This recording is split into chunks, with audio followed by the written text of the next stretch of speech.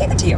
I mean, our government has been co-opted, and Americans are not stupid. And Democrats believed that their base was stupid. They believed that they could just continue feeding them these pro-Israel establishment shills like Cuomo, and that they would go for it. And they didn't. They didn't. So the GOP should open their eyes and wake up to this, because their voting base is upset. Half of them are fine. The Charlie Kirks and the Laura Loomers of the world are perfectly happy. The Mark Levins, they're Mike Huckabees. They're really, really happy because in their mind, this is a religious, it's for religious reasons they want to support Israel. Some of them do it because they believe, like Laura Loomer believes in the Jewish state and believes in that as for her own belief system. And then you've got the Mike Huckabees of the world that believes it because he believes that Jesus Christ is going to come back again in the second coming once there's the Battle of Armageddon or something. So you've got these like religious fanatics that are all about a foreign country for religious reasons, which is very difficult to get somebody out of. There's no way to do it. There's no way to say, actually, what about America? They say, no, you don't understand. God is above all else. And that is true for a lot of people. But if your belief is that God wants you to put another country above your own, a lot of people are going to have a problem with that. And they're going to not vote for that.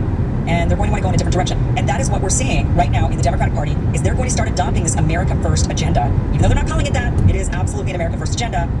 Meanwhile, Republicans are going to be infiltrated with MAGA First, and they're going to end up going further and further and further in that pro-Israel direction, further alienating a lot of the GOP base. And I don't know where a lot of that GOP goes, but I will tell you they just won't vote. They're not going to go to the left because the left has burned us so bad. Democrats have been so awful on so many issues that there's no way in hell that a lot of these politically homeless people and independents who went over to the Republican side, they're not going back to the Democrat side. So they're just going to sit it out. And you know what? That means Republicans lose time and time and time again. Because if you can't get your voters out there to vote for you, and the other side can, you lose. It doesn't matter if you're alienated voters.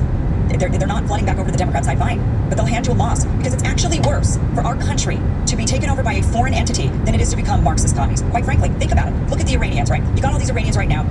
They're under attack. They're under siege. And what is that attack and that siege doing? We see